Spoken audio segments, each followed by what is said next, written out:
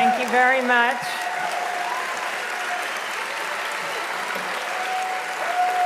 Thank you very much.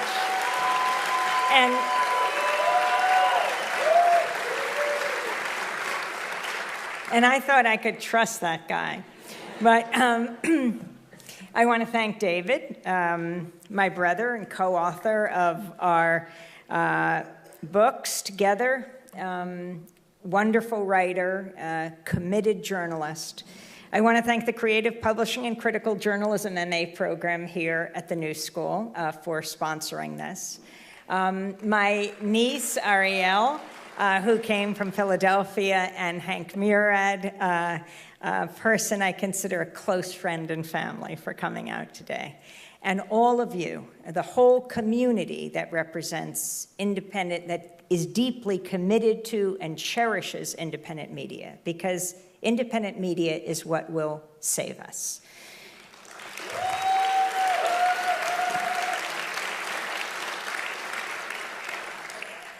David and I wrote this book called Static. And the reason we called it that is, even in this high-tech digital age with high-def television and digital radio, still all we ever get is static. That veil of distortions and lies and misrepresentations and half-truths that obscure reality. Well, what we need is the media to give us the dictionary definition of static.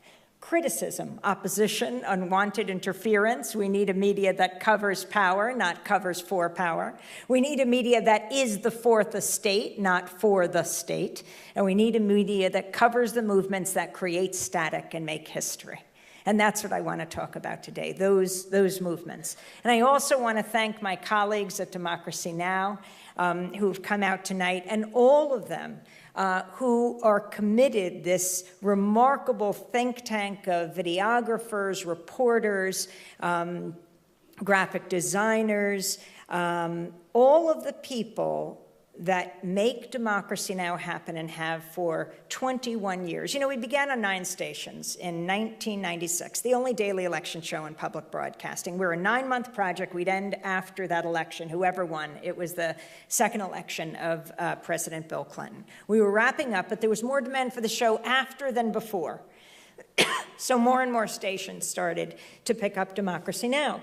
Okay, well, the next year we went down by a station, that's true. The Pennsylvania network that ran Democracy Now!, Temple University, Jazz FM, dumped us because we dared to air the voice of Mumia Abu-Jamal.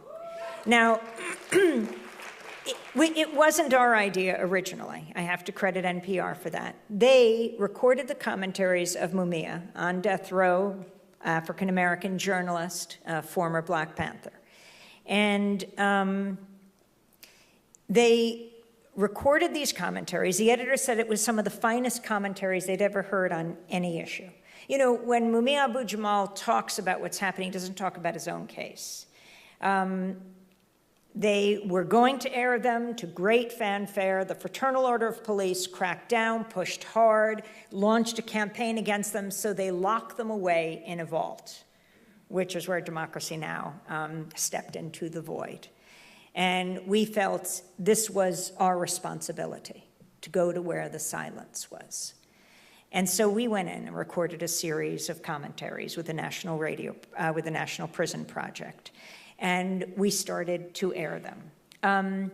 Mumia talks about the fact that so many young men in prison don't know their fathers, and he became this father and grandfather figure to so many when he couldn't be the father and grandfather to his own children. He talked about capital punishment is punishment for those without capital. And it was these kinds of commentaries. We began the first one, and the Society of Professional Journalists, they were supporting us, mainstream journalistic organization. We had a guest on that day. We got a lot of attention. New York Times and others covered us. And in the midst of the show, Jazz FM, Temple University, dumped the program. They said that the people who listened wanted more jazz. Suddenly, that morning, and this was, I took it as a great insult because I love jazz. I didn't think it was an either-or choice here. They also wrote to us, and they said it was inappropriate to air Mumia Abu-Jamal's voice. Well, I beg to differ. If you think about it, in broadcast in Pennsylvania, you almost never hear his voice. You know, now we have digital means of getting information out, and there are documentaries, but actually, if we just relied on broadcast, and they were trying to control that voice. They had a problem. I mean, there was big teach-ins and protests, but they had a problem because, well, they said that the listeners wanted more jazz suddenly. They had already put out their folio, their program guide, and it went out to all their listeners, and it said that Democracy Now! Was one of their most popular programs, and they were using it as a model for other shows. So somehow the truth seeps out. But you know, I think partly because we did this and we continue to run those commentaries, more and more stations started to pick us up. And then came the week of September 11th, the horror, the terror attacks on the World Trade Center. We were the closest national broadcast to Ground Zero out of an old firehouse, which is now a community media center, our friends at DCTV, Downtown Community Television. And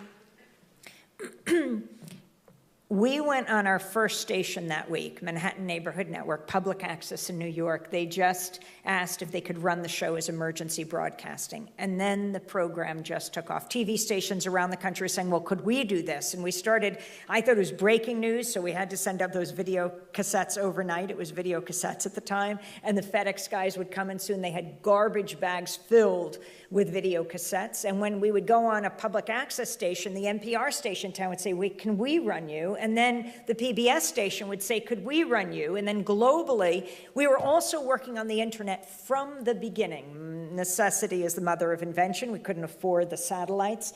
And so we perfected a way to send broadcast quality video through the internet. So today in Sweden and a number of cities, we broadcast many times a day on television, also on radio in South Africa and Japan, throughout Europe. Our headlines are available in Spanish and audio and transcript form from the 9 stations, then 8, 1996, 97. We're now broadcasting on over 1,400 public radio and television stations a day.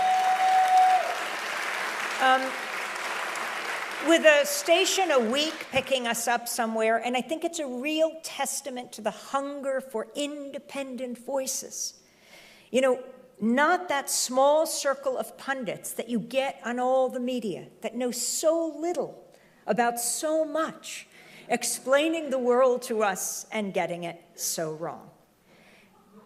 I really think the mainstream media is a misnomer. It is not mainstream. Because those who care about war and peace, those who care about the growing inequality in this country, racial, economic, social injustice, those who care about LGBTQ equality, people who care about climate change, the fate of the planet, are not a fringe minority. Not even a silent majority, but the silenced majority, silenced by the corporate media, which is why we have to take it back. So,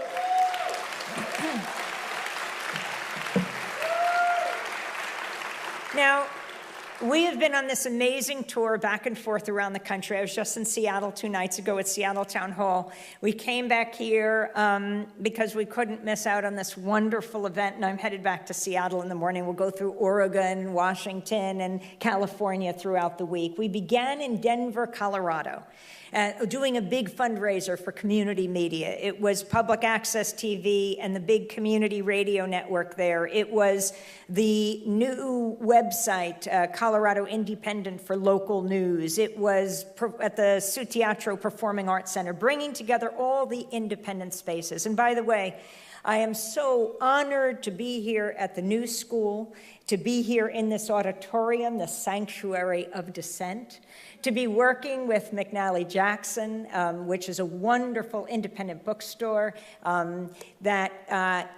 you know, these places are places where you can go to gain sustenance. And these are the places, like our precious WBAI in New York, 99.5 FM, part of the Pacifica radio network, that we must preserve so it not only survives but thrives. Just a quick point on Pacifica. You know, it began more than, well, close to 70 years ago. in Berkeley, California, where we'll be doing an event on Sunday, founded by a man named Lou Hill. He was a war resistor, came out of the detention camps and said, there's got to be a media outlet, not run by corporations that profit from war, but run by journalists and artists. And that's how Pacifica was born. Not run by corporations, as George Gerbner, the late dean of the Annenberg School of Communications at the University of Pennsylvania, would say. Not run by corporations that have nothing to tell and everything to sell, that are raising our children today. And so Pacifica was born. KPFA, the first station, in 49. KPFK, the second station, in Los Angeles in 59. Our station, WBAI 99.5 FM, born in 1960. In its first year of operation here, WBAI was broadcasting a debate between James Baldwin, the great writer and activist, and Malcolm X over the effectiveness of nonviolent civil disobedience, the lunch counter sit-ins. WPFW in Washington just turned 40, born in 1977. And in Houston, the Petro Metro, KPFT went on the air in 1970. That's the Fab Five. KPFT, the only radio station in the country whose transmitter was blown up. It was one of the first weeks of operation. Arlo Guthrie was singing Alice's Restaurant, and the Klan strapped dynamite to the base of the transmitter and blew it to smithereens. And I thought Alice's Restaurant is a good song, but so anyway, they get back on their feet and they rebuild the transmitter. A few weeks later, the Klan straps 15 times the dynamite to the base of the transmitter, blows it up again. Now it takes months to rebuild. It's January of 1971. Now the media is paying attention. They come in to cover this phoenix rising from the ashes. Arlo Guthrie comes to Houston to finish his song live on the air. And KPFT went on the air and has not stopped. I can't remember if it was the Grand Dragon or the Exalted Cyclops, because I often confuse their titles, but he said it was his proudest act. I think that's because he understood how dangerous Pacifica is, how dangerous independent media is. Dangerous because it allows people to speak for themselves. And when you hear someone speaking from their own experience, whether it's a Palestinian child or an Israeli grandmother, whether it is an elder of the Standing Rock Sioux Reservation in North Dakota, or an uncle in Afghanistan, when you hear them speak, it changes something in you. You begin to understand where they're coming from. I didn't say agree. I mean, how often do we even agree with our family members? But you understand why they feel the way they do. It makes it a little less likely that you'll want to destroy them. It's that understanding that's the beginning of peace. I think the media can be the greatest force for peace on earth. Instead, all too often, it is wielded as a weapon of war, which is why we have to take the media back.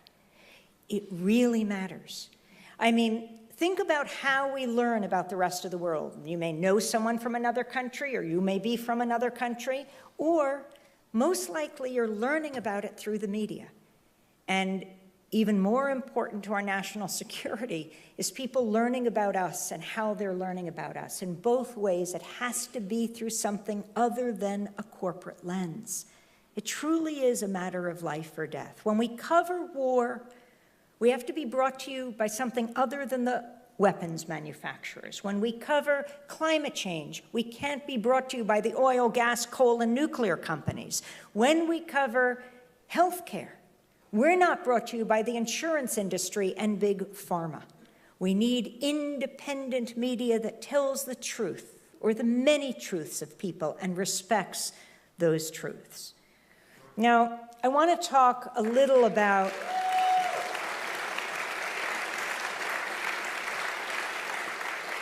what we're seeing in Washington today. There was a big evaluation done of President Trump the first 100 days, and I think that's extremely important, the dismantling of the regulatory state. Now, that sounds so bureaucratic, like, are you kidding? Is that what we're talking about? But we're talking about the air we breathe, the water we drink, the land we live on, where these are issues of national security. And very slowly, even despite all the daily scandals, that is all being dismantled. I mean, what we see in Washington is the rise of the oligarchy. And I'll talk a little about that later, from Rex Tillerson, the former CEO of ExxonMobil, Secretary of State, to, Scott Pruitt, the head of the EPA, who came out of Oklahoma, which never knew earthquakes. Now it's the land of quakes because of fracking. Sued the EPA 14 times. Governor Perry of Texas, who's the Secretary of Energy, who ran for president twice, bankrolled to the tune of $6 million by Kelsey Warren, the CEO of Energy Transfer Partners, which owns the Dakota Access Pipeline. And when Governor Perry stepped down as governor, right on the board he went of Energy Transfer Partners, only stepped down to become Secretary of Energy. This matters. These are very powerful positions, but there is a force more powerful, and it is all of you in this room and people all over the country. And it's not, a dream. People have been rising up, and these same 100 days, we have to look at the resistance that has risen up in a way we have not seen before. Right after Donald Trump was inaugurated, a great deal was made of his inaugural crowd size. He made a great deal of it. 180,000 people, by the way, is a very respectable crowd, except when the next day he saw the pictures of the comparison to President Obama's inaugural crowd 9 years before, right? His was 180,000, Donald Trump's, Obama's was 90% larger. It was 1.8 million. This infuriated Trump to the point where he said he had the largest inaugural crowd in history. But that obscured what happened the next day, just in Washington, then all over the country. 3 times the size of his crowd came out to Washington alone, and that was women marching with their allies.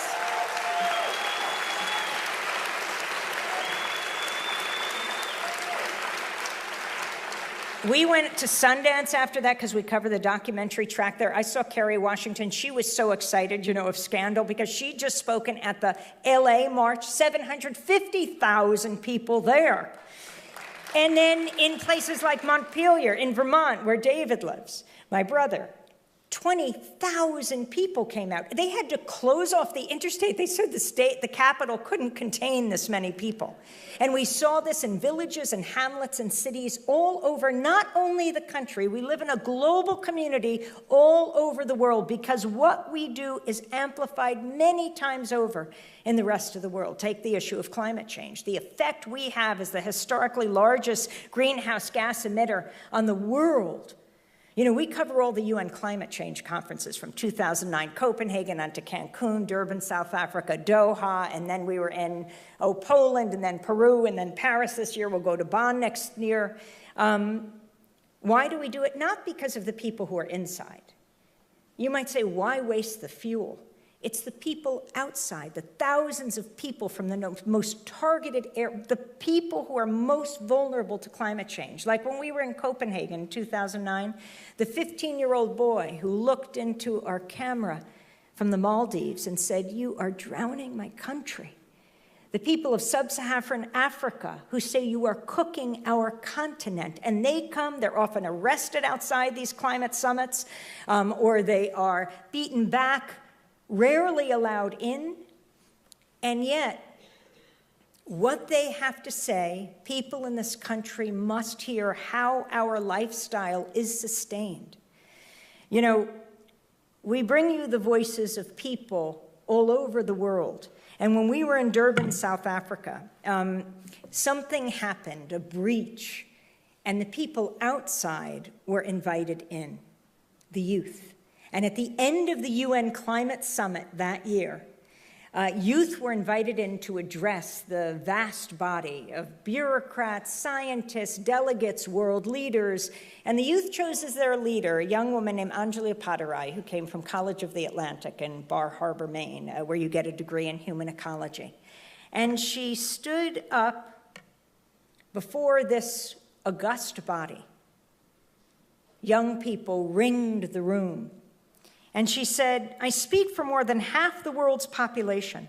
We are the silent majority. You've given us a seat in this hall, but our interests are not on the table. What does it take to get a stake in this game? Lobbyists, corporate influence, money.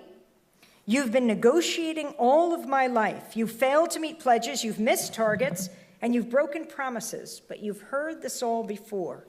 We're in Africa, she said, home to the communities on the front lines of climate change.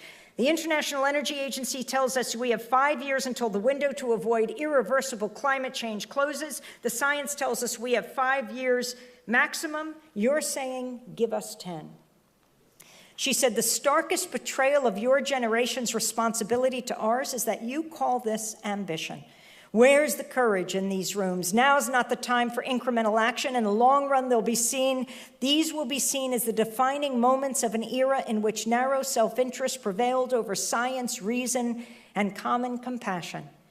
There is real ambition in this room, but it's been dismissed as radical, deemed not politically possible. Stand with Africa. Long-term thinking is not radical. What's radical is to completely alter the planet's climate, to betray the future of my generation, and to condemn millions to death by climate change. What's radical is to write off the fact that change is within our reach. 2011 was the year in which the silent majority found their voice, the year when the bottoms shook the top. 2011 was the year when the radical became reality, she said. And she ended by quoting Nelson Mandela, who said, it always seems impossible until it's done. And so she looked out on the world body and said, so distinguished delegates and governments around the world, governments of the developed world, deep cuts now, get it done.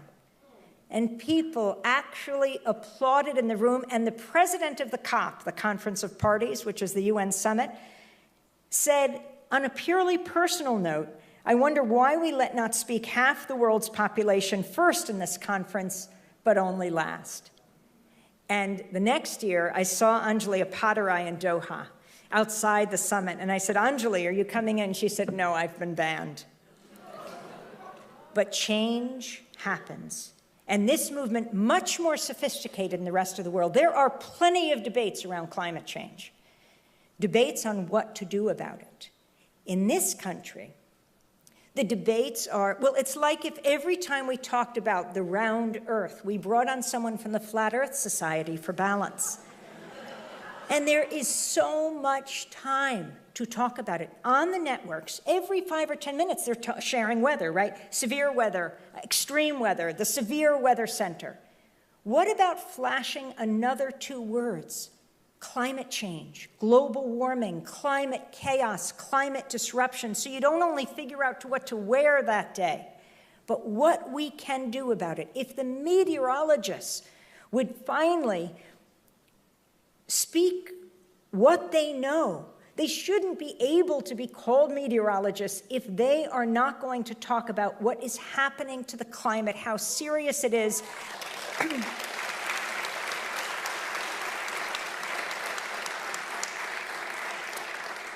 I just flew back from Seattle. I was sitting next to a Norwegian scientist who had been up at the Arctic Circle Council conference, whose specialty is looking at the Black Plague, at the Black Death, right, of the Middle Ages, and how it's coming back with climate change and global warming.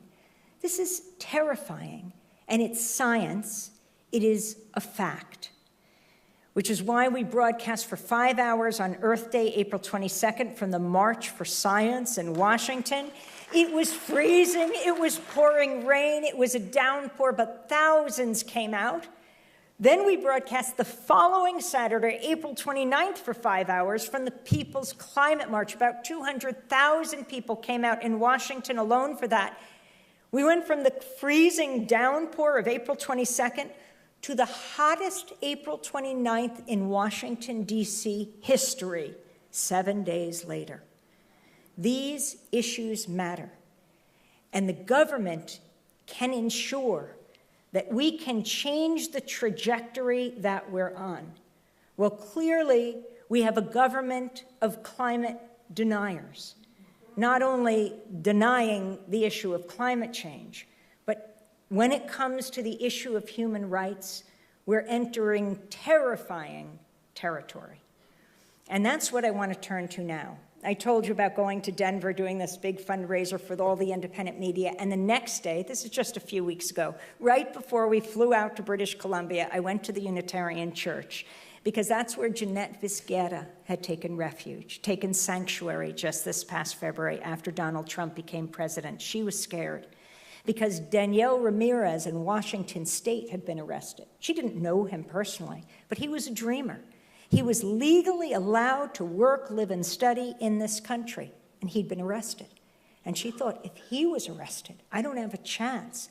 She actually has 4 children. She's been here for 20 years. Her older daughter in her 20s is a dreamer, is here under DACA, allowed to live and work and study here legally, and 3 American kids. And she's paid her taxes every year, law-abiding, lover of this country. But she knew, like 11 million undocumented people in this country who are so needed to perform the work, but when it comes to this administration, live in terror every day, and that makes us all less safe. Because if an undocumented immigrant has a crime committed against them, they're going to be afraid to call the police. And then someone is on the loose who is a danger to society, or a woman who's suffering domestic violence, terrified if she reports that she herself will be deported. So Jeanette goes into the church. We interviewed her in February when she went into the church. I was here in the studio. She was on Skype in the church. But now, 2 months later, I wanted to see how she's doing. How's her family doing? And when I walked in early on this Saturday morning, she said, "Don't think I just sit here. With all the support that everyone gives me here, like I have for years, I've worked for immigrants' rights from morning until night." And then her kids were waking up. They were coming out. Zuri is 6, and Roberto is 10. He is a feather of a boy. They all go to the Denver public schools, speak perfect English, and Zuri sat on her mother's lap as I conducted the interview, and then Roberto came out. And he had a poster that the teacher had made in his school for his mother. And it was a lithograph of her beautiful face. And it said at the bottom something like, "Keep families together." And they were selling this poster, and they were going to carry it at a Cesar Chavez march that day. Oh, Roberto and Zuri, but not Jeanette, because she couldn't leave the church, or she could be iced. She could be arrested. So as I interviewed Roberto, he kept his arm around his mother as he spoke. And he said, "We're going to go out on this march today, but my mother has to stay inside. So I am my mother's voice." Very beautiful. And what's amazing is she told me how many death threats she had gotten. I said, "So what gives you hope?" Because so many more people show their support. Thousands of people have showed their support. And it made me think of the great writer Isabel Allende, who wrote House of the Spirits, who said, for every paramilitary thug out there, there are thousands of compañeros and compañeras who are there to help each other. That is what the hope is. The Denver police chief told Jeanette, she couldn't go to him, but he came to her, "I have your back. You call me if there's any problem with these death threats." The Denver mayor has expressed his support. The local congressman, Jared Polis, has expressed his support.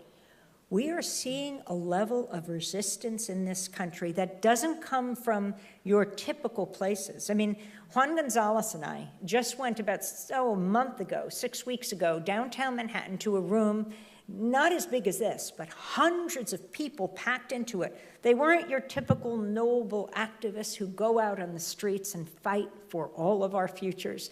But they were local city councilmen from all over the country, state legislators, mayors, and they were trying to figure out how to provide sanctuary to those who live in their cities, their towns, and their hamlets. It was truly astounding. And then they would go back to their communities like Gregorio Casar, the youngest elected member of the Austin City Council, and get arrested in the governor's office protesting the new legislation that is passing forbidding sanctuary cities.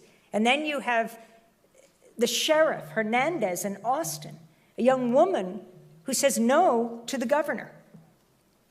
Hank, I think we have to turn off our phones here. I'll turn off mine.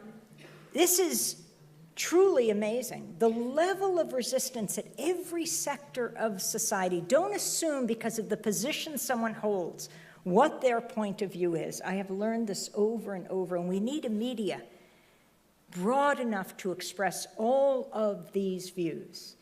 I see the media as a huge kitchen table that stretches across the globe, that we all sit around and debate and discuss the most important issues of the day. War and peace, life and death, and anything less than that is a disservice to the servicemen and women of this country. They can't have these debates on military bases. They rely on us and civilian society to have the discussions that lead to the decisions about whether they live or die, whether they're sent to kill or be killed. Anything less than that is a disservice to a democratic society. Now, I told you that story about KPFT and how it was blown up by the Ku Klux Klan. And that's a story of many decades ago. It's a story about history. I cannot believe that today we're actually talking about the Ku Klux Klan. And I do believe there is a reason they endorsed Donald Trump for president. David Duke also endorsed Donald Trump for president. The way over the years he rose in popularity among a certain sector of white nationalists and became known in this country because he was a leader of the birther movement. This astounding movement that said that President Obama could not be possibly from this country and that he was a secret Muslim. He was not born in this country, he said.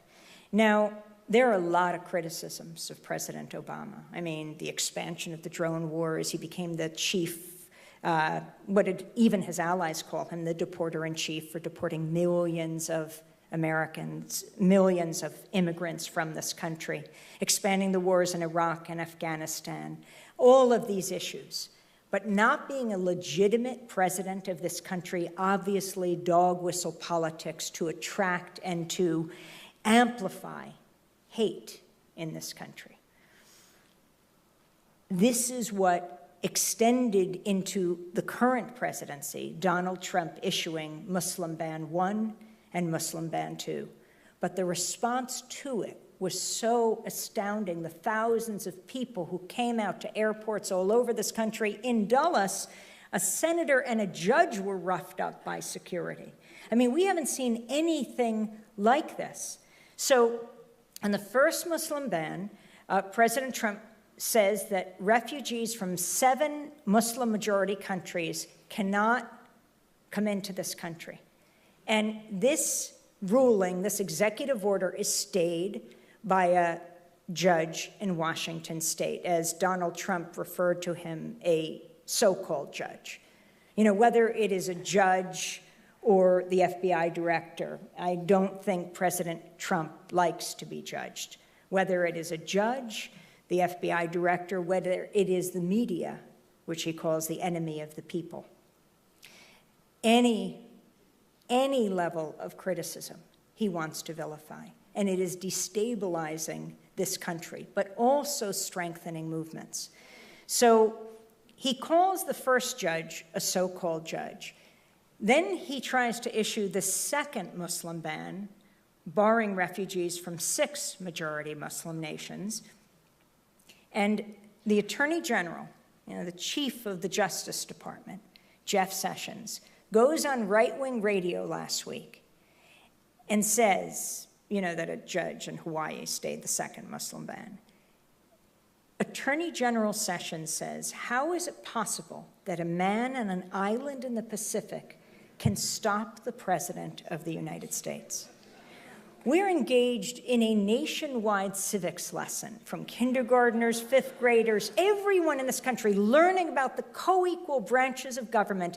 I do think President Trump and Jeff Sessions should participate in this civic session. It is so important. But the level of protest, and Donald Trump immediately said about all these protests, who's paying them? He's always trying to get to this. I mean, because he projects. When he ran for president, he first announced he paid actors to be at Trump Tower to applaud him. I bumped into an activist at the People's Climate March. He said, "I'm a professional protester, but I'm doing this today pro bono." But the level of activism that we have seen that has so warmed the hearts of so many, like Jeanette Vizquera. So she's in the church. We broadcast that interview we do with Jeanette and Roberto the next day. We come back to New York. And the next day, Time magazine announces its, 100 most important people in the world. Jeanette Vizquera is among them. So she holds a news conference. She can't go outside, so she's inside the church, and she holds up her 2016 tax returns, and she encourages people to take a look, and she also encourages the President of the United States to show his. So she couldn't go to the Time Gala here in New York, where John Legend, his video went viral with some choice words for the president. So the community in Denver held a Time Gala for her in the church. And we showed images of it on Democracy Now! And the next morning, last Wednesday, ICE can't get her because she's in this church, she's being protected. They arrested Arturo Hernandez Garcia. He's a Denver man who's lived in this country for well over 10 years, has 2 kids and a wife, works with his brother-in-law in their tile business. I got to know Arturo 2 years ago because he took refuge in the same Unitarian church under the Obama years, afraid he would be arrested, until the Department of Homeland Security gave him a letter that said, "You are not a priority for deportation." And he felt that he wanted to act in good faith, so he stepped outside with this letter, and he wanted to encourage people, immigrants, to come out of the shadows. And so he has worked for the next 2.5 years, continuing to work with his brother-in-law in their tile business, until that Wednesday when he was taken. They couldn't take Jeanette, so people pretty much feel they went after someone they could take. American Friends Service Committee, which work with both, we talked to Jennifer Piper on Democracy Now!, a young woman who called ICE and immediately said, "What are you doing? You know Arturo has this letter that says he's not a priority for deportation." And ICE responded to him, "We live in a new era," they said. And they said, "We no longer have priorities," which is an unusual way to put it. So he was taken. And then we were speaking in Burlington, Vermont, in a Unitarian church. And I look over as we're talking, and on the side are 2 people that I know, Zuli Palacios and Kike Balcazar. They're 2 well-known immigrants' rights activists who work with migrant justice in Vermont, that's working with the dairy farmers and with the immigrants who work on the dairy farms for, ice cream companies like Ben & Jerry's to ensure that they're paid fairly. The reason I recognize them is they were on Democracy Now! Because a few weeks before they were picked up. They were picked up by ICE, they were held for close to 2 weeks, but there was such tremendous outcry that they were finally released. Then, just a few days ago, Juan was interviewing Karime Andujar on Democracy Now!, a young immigrants' rights activist, a student at Rutgers, where Juan teaches, who runs on DocU Rutgers. She's DACA, she's protected, and suddenly she gets a call from ICE, "You come in." It's a few days ago. You come in for an ICE interview, completely unexpected. I mean, everyone rose up, including, I think, Senator Booker was there, every level of government saying you are not going to take her. So the day after Juan interviewed her, we broadcast the interview, and that was the time she was being brought into ICE. Okay, she was allowed to come out, and Zuli and Kike were released. Jeanette in the church and Arturo in detention, until we just learned this morning that there was a stay issued to Jeanette and Arturo being released, and she can come out of the church. These are so important. Now, most people don't hear that people are released. They get the message, and it sends this chill through the communities of millions of people Are they hunting down immigrants' rights activists right now? These are the most high-profile people. That's why others are so afraid. But it made me think about Juan's speech when he was inducted into the New York Journalism Hall of Fame. You know, Juan is such a fine reporter, such an important voice, not only in New York, but all over the world.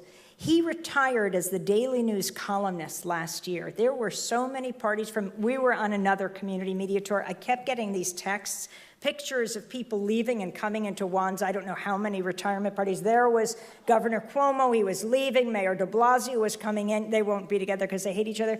And Senator Schumer, and I'm saying, wait a second.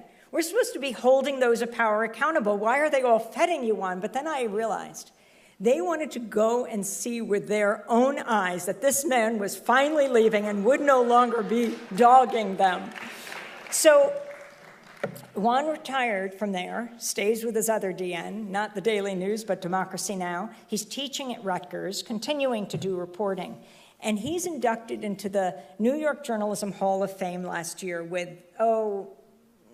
Charlie Rose and Leslie Stahl and New York Times' Max Frankel and others. He's the first Latino journalist to be inducted. So, you know, all the big networks and newspapers had tables. It was Midtown Manhattan. Democracy Now! Had 2 tables, more than anyone else. We were all there to celebrate Juan. And Juan looked out on the audience and he said, talking about his quarter of a century as a columnist, I figured my modest contribution would be not writing about outcast neighborhoods, but from them, not simply to entertain, but to change, not after the fact, but before it, when coverage could still make a difference. He said, I've tried to use as many of my columns as possible to probe the injustices visited upon the powerless. Yes, the rich and famous are also victims on occasion, but they have so many politicians, lobbyists, lawyers, gossip columnists, and even editorial writers ready to jump to their defense that they'll always do fine without my help. He said, I prefer the desperate unknown reader who comes to me because he or she has gone everywhere else and no one will listen. More often than not, I come across unexpected gems, human beings whose tragedies illuminate the landscape and whose courage hopefully inspires the reader to believe that there is indeed some greater good served by a free press than just chronicling or influencing the ouster of one group of politicians by another. And I think that very much embodies the sentiment and the feeling and the mission of Democracy Now! Over these 21 years, which is why a small team of us from Democracy Now! Went to North Dakota this past Labor Day. Now, just let me tell you briefly about this epic struggle. Last April 1st, a woman named LaDonna Brave Bull Allard, the unofficial historian of the Standing Rock Sioux, invited people onto her property. She opened it to the resistance along the Cannonball River. Resistance, that was resistance to the $3.8 billion Dakota Access Pipeline owned by Energy Transfer Partners that would snake its way from taking fracked oil from the Bakken oil fields of North Dakota through South Dakota, Iowa, Illinois, and then hook up with a pipeline to the Gulf of Mexico. And the Native Americans said no. Well, they weren't the only ones who said no. The people of Bismarck, North Dakota, they said no, the capital. And so it wasn't put near them. The people of Mandan, North Dakota, where the jail and the courthouse is, they said no. And the company respected it. This private oil company that would change the terrain, the landscape, the air, the water of so many. Yes, they didn't put it near Mandan. And the Native Americans, the Standing Rock Sioux, said no. They weren't so lucky. And so people stood up. First, scores came to the Sacred Stone Camp, as she called it, and then hundreds and soon thousands were gathering. And so more and more resistance camps were established, like the Red Warrior Camp. And this was going on for months, and people started to get arrested, and they were particularly concerned about the Dakota Access Pipeline tunneling under the Missouri River, the longest river in North America, that would provide water to some 17 million people downstream. They were protecting the water not only for themselves, but for everyone. That's why they call themselves not protesters, but water protectors. And so this resistance grew. It was the largest unification of Native American tribes this country has seen in decades. Native Americans from Latin America, from the United States, First Nations from Canada, all gathering there with non-Native allies. So we went there Labor Day weekend. That was even late. We were covering it before, but weren't there on the ground. And we went the week that a judge who was going to be ruling on the case the next week asked the Standing Rock Sioux for a map. He said, if you say that this is destroying your sacred ground, show me a map where your burial sites are. And they did. And they drew a map for him. He gave it over to Dakota Access Pipeline. And he was going to decide the next week. We got there on Friday. We started covering the protests. I mean, they were amazing. You have hundreds of people walking on these back prairie roads of North Dakota. They often started with a water ceremony. And some of the Native elders, particularly the women, would carry glasses of water. They would be met by a fully militarized sheriff's department. I mean, a rural sheriff's department with MRAPs and tanks? How is this possible? They would be holding out the water. They would say, this is for you, not just for us. We're doing this for your children, not just for ours. They would be hit with pepper spray, with tear gas, with rubber bullets, with the full force of this department. And they would often say, the Native Americans, I mean, you're protecting the Dakota Access Pipeline. What about us? What about protecting us? Now, you know that scene of a militarized police department from Ferguson, for example. And the media rightly went there.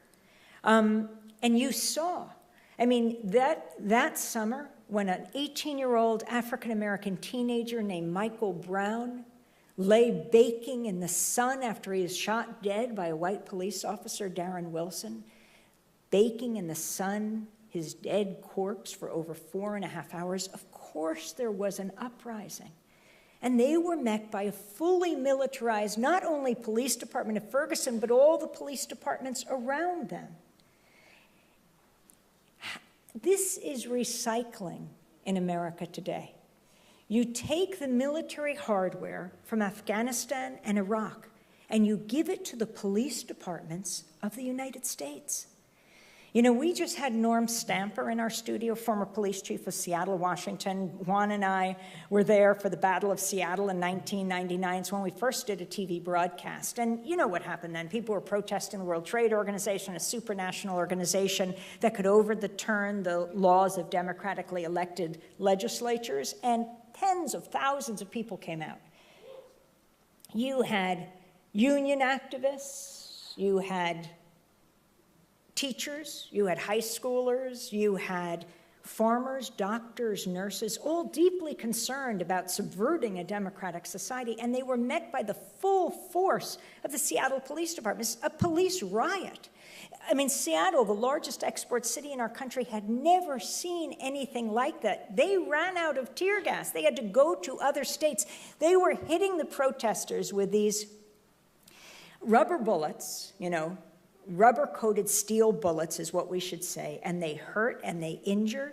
And they went to other states to get more weaponry and came back. They arrested hundreds of people. Afterwards, Norm Stamper was ousted, the police chief, as he should have been. Norm Stamper now says it was the worst mistake of his life. He said, when a police department like his was so militarized, you can't help but see everyone in front of you as the enemy. And only afterwards he realized these were our kids, they were our librarians, they were our nurses and our doctors, and he said, I'm hitting them with the full force of our police department. He is a major spokesperson now for police reform in this country. So let me go back.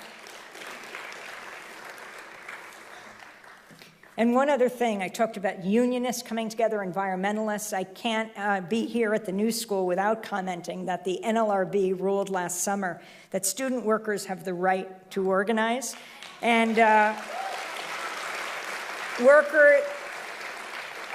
students unionized last December at Columbia. Last week, they voted to unionize here, and I hope that the university will withdraw its objections and allow the votes to be counted. It's very important that all rights are respected, and especially coming out of the brave dissident tradition that the new school came out of, the remarkable history that it has. I know it will be honorable in this case. But you look at those kinds of protests, you look at how they are responded to, and we go back to North Dakota.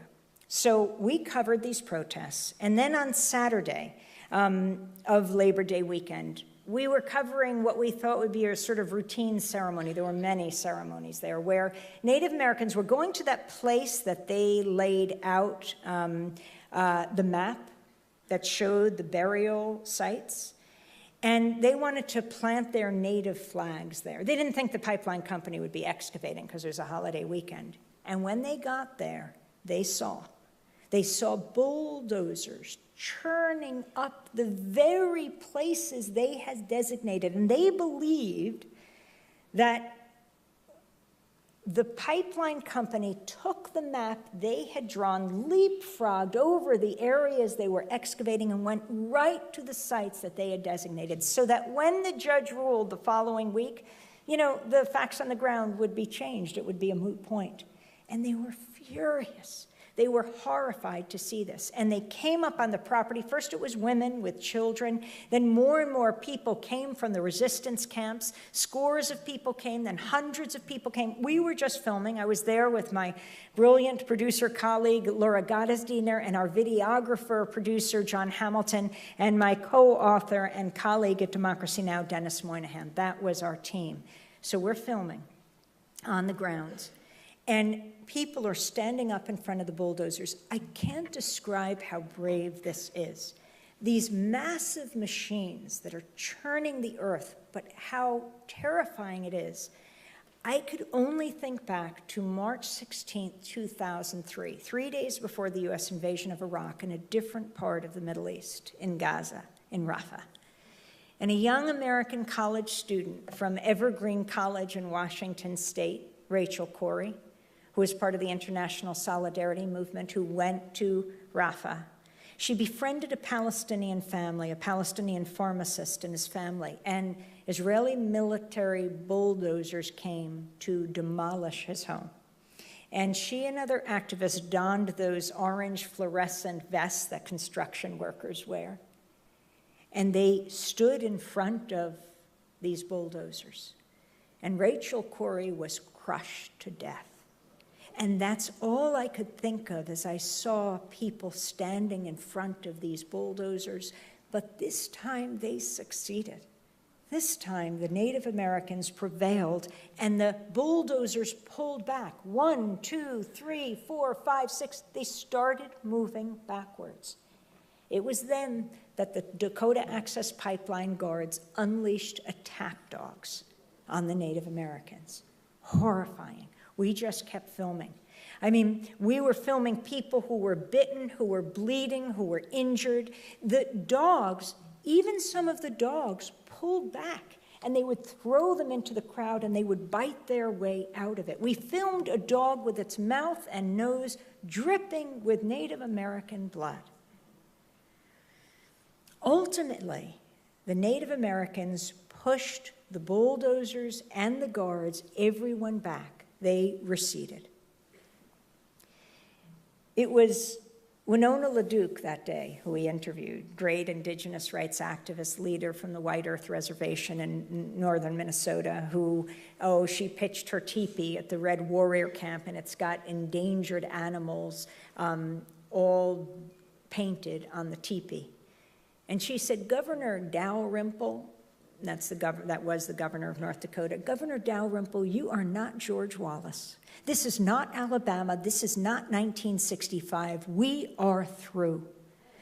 That night, we posted the video of the attack dogs and the resistance on Facebook. Within 48 hours, there were 14 million views on Facebook. Now, let me say, this is the year of the election, 2016, that this is all happening in.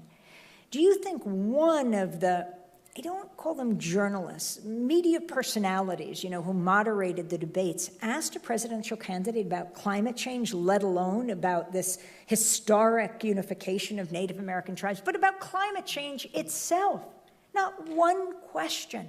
The media will say, well, people aren't interested in this, and, they're selling products. It's just the news hole between the advertisements. Really, they're not interested. 14 million views is pretty astounding. So we came back to New York, continuing to broadcast Democracy Now! The judge was going to rule the following Friday. President Obama was in Asia that week, a historic trip to Laos, and his last action in Laos was to hold a democracy forum for young Asians, and they came from all over Asia. And the last question, a young Malaysian woman raised her hand, and she said, President Obama, what about the Dakota Access Pipeline? She asked a question that no American journalist had publicly asked President Obama. This young Malaysian student who came to Laos to question the President of the to learn from the President of the United States about democracy. It was a democracy forum. She asked the question about Apple. And he actually held forth and was very eloquent about the oppression of Native Americans over centuries. And then he did respond. He said, I'd have to get back to my team on that, specifically on the Dakota Access Pipeline. He came back to the United States that week before the judge ruled. And reportedly, he saw the video of the dogs. It wasn't lost on the first African-American president, their significance. On Thursday, Governor Dalrymple called out the National Guard. It did not look good for the Native Americans in preparation for the decision on Friday. And the authorities did one other thing quietly. They issued an arrest warrant for me. I didn't know this at the time. So Friday at about 5 o'clock, the judge rules, routing of the tribe, totally against the tribe. The Justice Department lawyer is about to pop their champagne corks. They had prevailed over the tribe. Not 15 minutes later, a 3-agency, unprecedented letter from Justice. The Justice Department lawyers had just won, but higher up at Justice, from the Army Corps of Engineers and from the Department of Interior was issued, clearly coordinated by the White House. We're slowing down. We're not just going to grant the final permit to dig under the Missouri River until we find out if Native Americans had input, until we find out if there was an environmental impact statement. I mean, the Native Americans are suffering from whiplash now. Worst decision, and then this amazing decision, and they don't, you have to sort of make sense of this. So that day, Friday, my colleague Nermeen Sheikh and I at Democracy Now! Headed up to Canada. We weren't fleeing. We were invited by the Toronto International Film Festival because a film was premiering about the great muckraking journalist I.F. Stone. He said to young journalists, if you're going to remember 2 words, remember governments lie. And if you can remember 3, remember all governments lie. And that's the name of the documentary. It's really good. It tells his history. And it talks about independent media organizations today, like Democracy Now!, like Matt Taibbi at Rolling Stone. So Matt came up also, and we all went up to Canada. And I thought it was important. A few days after we were in North Dakota, people in Canada care about First Nations, to talk about what we had just seen. So that's what we did after the movie. And the next day, we were invited to the University of Toronto, and we were giving a talk there. And in the middle of my talk, I got a text. And it said, you're under arrest. No, it said something like, there is an arrest warrant for you. So I was nervously looking down at my phone, and I was thinking, okay, this must be a scam. But I also have to be speaking at the same time. I was in the middle of my talk. And I'm going, this cannot be serious. But then I see it's a North Dakota number. And it turns out it was from a North Dakota lawyer.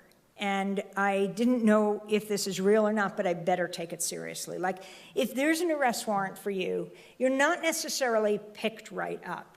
But if you have an encounter with police or FBI or maybe border agents, and they see an arrest warrant in the system, you will be taken.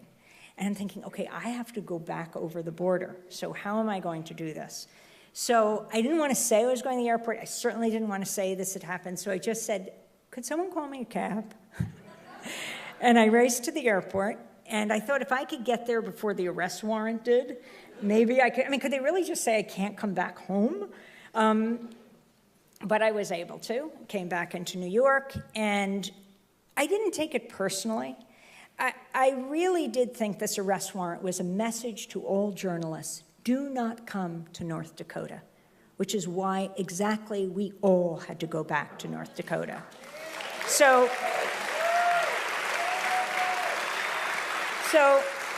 a few weeks later, in October, the resistance is growing. Hundreds of people have been arrested. We returned to North Dakota. I want to call the bluff of the authorities. I want to let independent young journalists know if they want to go to North Dakota, they don't have the resources to go to jail. They don't have an institution backing them up. This really matters, this chilling of free speech and the free press. And I wanted to let them know you don't have to get a record when you put things on the record. So we flew back, and as we landed in Bismarck, the prosecutor announces he's dropping the charges against me. Oh, but he would up new charges against me. He was charging me with riot, for which I faced a year in jail. Riot? I'm a one-woman riot? So I said to my North Dakota lawyer, not that I had one before, I don't understand. What's going to happen now? Are they just going to arrest me now at the airport? And he said, no. They're going to arraign you on Monday at 1:30. It was Friday. Monday. So that gave us 3 days to cover the protest. And we did. But I also asked, so now what happens? It's just an automatic arraignment. And there's no human being that intervenes between now and the arraignment. He said, oh, well, the judge signs off on it. It's just a seal. He just stamps it, and it goes on. But he's not actually exercising discretion. He signs off on everything. So essentially, he gets involved after when it's a court case or whatever. So I said, oh, there's a human being. There's a judge who's going to make a decision here. He says, it's not a decision. 100%, they just sign off on these charges. You will be arraigned, and then we'll go from there. What's the judge's name? So we issued a press release, and we talked about the judge who would be making a decision as to whether to sign off on the charges that would lead to my arraignment. And needless to say, he got a lot of attention that weekend as we were covering the protests. And on Monday morning, well, the show must go on, and we had to broadcast Democracy Now!, and we were in North Dakota. So we brought in a satellite truck from Minneapolis, and we broadcast in front of the Mandan jail and courthouse, where I would have to turn myself in. So we broadcast from church property across the street. Our backdrop was the courthouse, the jail, and the 10 Commandments in between. And we started our show. And we interviewed Dave Archambault, who is the chair of the Standing Rock Sioux, the 45th chairman of the Standing Rock Sioux. Like Donald Trump is the 45th president of the United States. Dave Archambault, 45th chair of the Standing Rock Sioux, elected by the people of Standing Rock. And as he sat there on our set, I said, have you ever been arrested before? And he said, yeah, once. I got arrested protesting, doing civil disobedience just a few months ago. And I said, what were you charged with? He said, low-level misdemeanor. And I said, what happened? He said, oh, I was strip-searched. I was put in an orange jumpsuit, and I was jailed. We interviewed Dr. Sarah Jumping Eagle. She's the pediatrician of the Standing Rock Sioux Reservation. She cares about the kids. And so she was one of the first to be arrested. She cares about kids' health. Low-level misdemeanor. And I said, what happened to you? And she said, I was strip-searched, I was put in an orange jumpsuit, and I was jailed. How much humiliation can a people take? And then they're put in the Mandan jail, and they are held by guards who voted against this pipeline, who are against this pipeline. They're being imprisoned in a city that said no to the pipeline.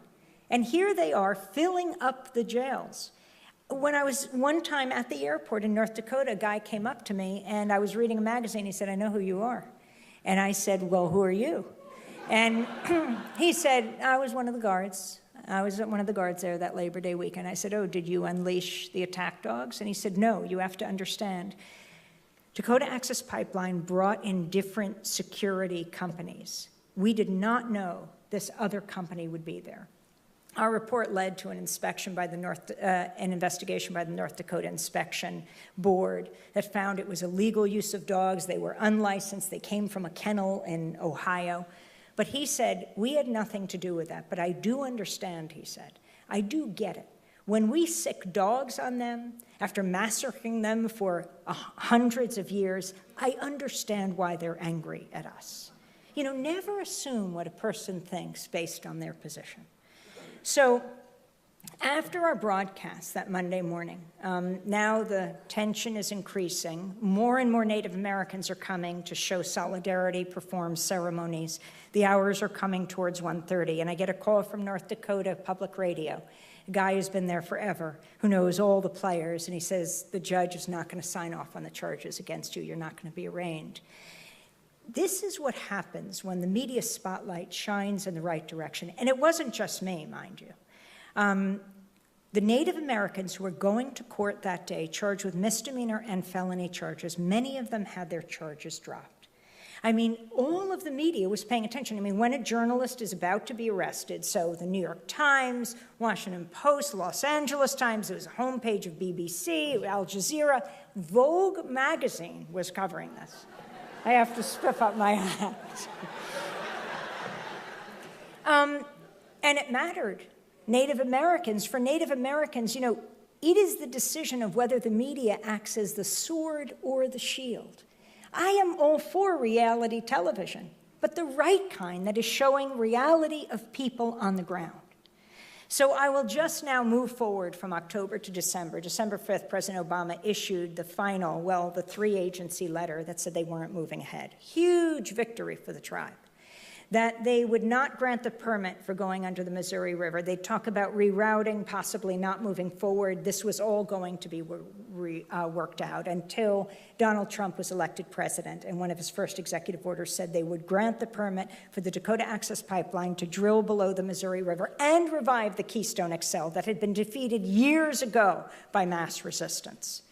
Yes, the oligarchy in Washington.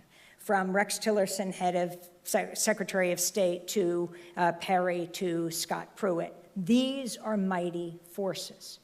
But the resistance still is growing. At the People's Climate March, so many Native Americans, many from Standing Rock, said no oil has flowed through that oil pipeline. Yes, they've built it yet. And they are leading an international divestment campaign that is targeting banks like Wells Fargo and Bank of America and Chase, all those that support the Dakota Access Pipeline. And they are showing the underpinning of a fossil fuel economy that goes well beyond the Dakota Access Pipeline. I just want to end with these 2 points. The fossil fuel economy and what we are protecting, or the government is protecting in this country, is intimately connected to the wars that are waged abroad. You know, President Trump is suffering the lowest popularity ratings of any president in modern history. But that can also be very frightening, because when a president suffers this kind of anger, this kind of lack of support, he is going to look to deflect attention, particularly abroad. That is the easiest way to do it. I have to say the media has stood up. They found their backbone to a certain extent.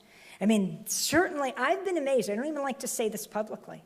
Why doesn't Donald Trump lay off the media for like 3 days? They will wrap their arms around them, as they so often do around the establishment, but he is punching them so hard that they are standing up. And they are talking about the media being essential to the functioning of a democratic society, sounding a little like democracy now. It's quite exhilarating. Except when it comes to war. We saw it back in 2003, U.S. invades Iraq. 6 weeks before, Colin Powell, then Secretary of State, gives his push for war at the UN. FAIR does a study of the 4 major nightly newscasts, ABC, NBC, CBS, PBS NewsHour, 2 weeks around Colin Powell's speech. There were 393 interviews done around war. When half the population was for, half the population against war, 393 interviews, only 3 were with anti-war leaders. 3 of almost 400. That's not a mainstream media. That's an extreme media beating the drums for war. And so you move forward to 2017. Donald Trump okays an attack in Yemen that kills over 30 women and children in Yemen and a U.S. Navy SEAL. When the SEAL's body was brought back to Dover, President Trump went. The SEAL's father went. He refused to shake President Obama's hand, refused to meet the president, so enraged that his son, why had his son died, he said. And then you move forward to the U.S. attack on the Syrian military airbase that the Syrian military would use the next day, 59 Tomahawk cruise missiles, right, made by Raytheon. Did Donald Trump do it just to enrich himself? We know from last documents he has investments in Raytheon. And some of you might say, well, that's not quite fair. Well, we don't know unless we can see this. We can't figure out what his foreign policy is based on. Is it just based on enhancing himself and his family? And it's not enough to just say his family.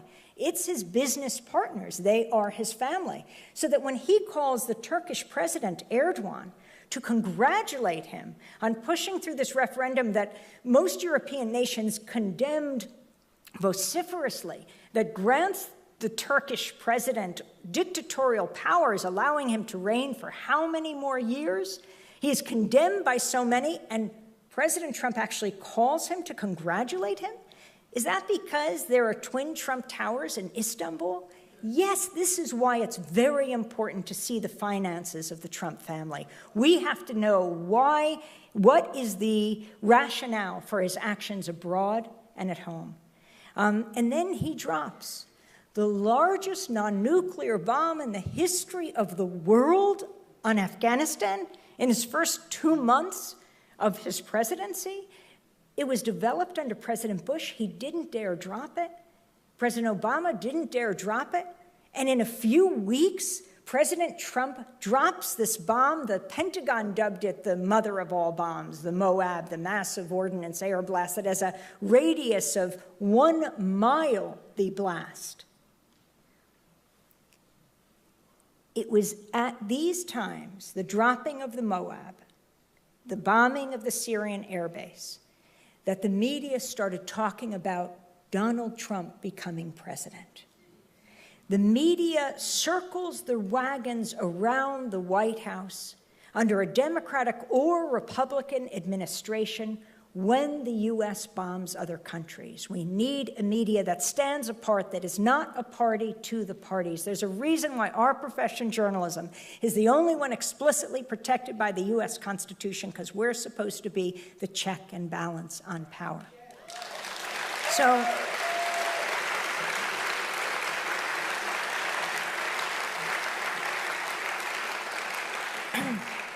I just want to end back in World War II, where Pacifica began, but not here in Germany. A brother and sister named Hans and Sophie Scholl, they weren't Jewish, they were German Christians, but they thought, what can we do in the face of the Nazi atrocity? And together with their professor and other students and workers, they decided to form the White Rose Collective. They decided to put out a series of pamphlets so that the Germans would never be able to say, we didn't know. They published a series of 6 pamphlets. On one of those pamphlets were written the words, "We will not be silent." They had them distributed everywhere, under cover of darkness, in alleyways, marketplaces, schoolyards. And then Hans and Sophie and their professor were captured. They were charged, they were tried, they were convicted, and they were beheaded. But that philosophy, that motto, should be the Hippocratic oath of the media today, should be the Hippocratic oath of us all today. We will not be silent. Democracy Now!